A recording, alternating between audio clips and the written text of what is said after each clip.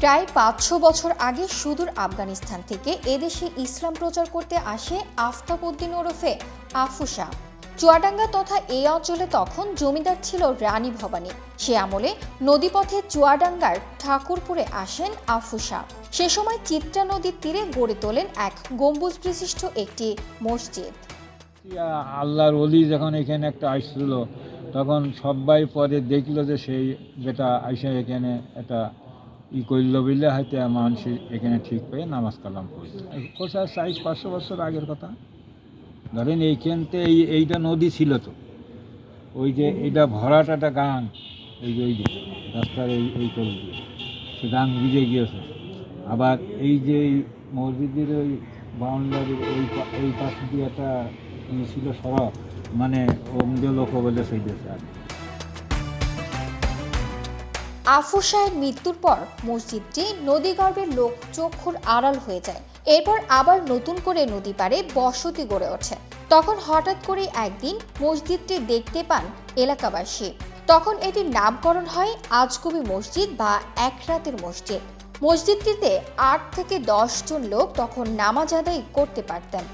মসজিদটা আজ থেকে প্রায় ৫-৭০০ বছর আগে তৈরি, এবং এটাকে এলাকার লোকজন আজগবি মসজিদ বলেই জানে।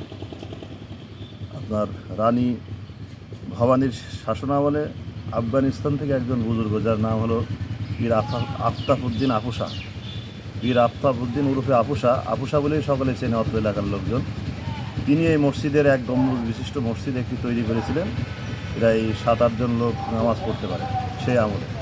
তো দীর্ঘদিন যাবৎ এলাকায় জনবসতি না থাকার কারণে হঠাৎ করে অত্র এলাকার মাঝে দেখা দেয় এক গম্বুজ বিশিষ্ট হঠাৎ একটি মসজিদ। সেই থেকে এই মসজিদের নাম হয় আজগবি বা এক রাতের মসজিদ।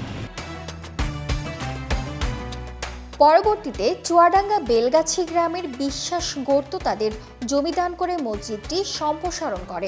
আজকে এই মসজিদ জুড়ে ৩ একর ৭০% জায়গা নিয়ে মসজিদের উপর একটি ভিত্তি স্থাপন হয়েছে, এবং এই ভিত্তির উপর ভিত্তি করে অত্র এলাকার লোকজন এটাকে নিজেদের একটা মনের গহীন থেকে এবং ইসলামের দৃষ্টিকোণ থেকে এই মসজিদকে তারা মহব্বত এবং ভালোবাসা তৈরি দিয়ে মসজিদকে ধীরে ধীরে তারা এই পর্যন্ত করে আসছে।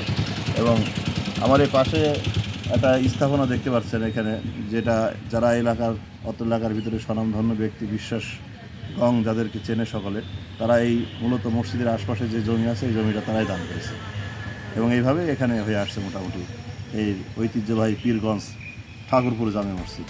চুয়াডাঙ্গা ঝিনাইদহ মহাসড়কের পাশে চুয়াডাঙ্গা পৌর এলাকার ঠাকুরপুর গ্রামে প্রবেশপথে চিত্রা নদী পাড়ে অবস্থিত এই আজকবি মসজিদ।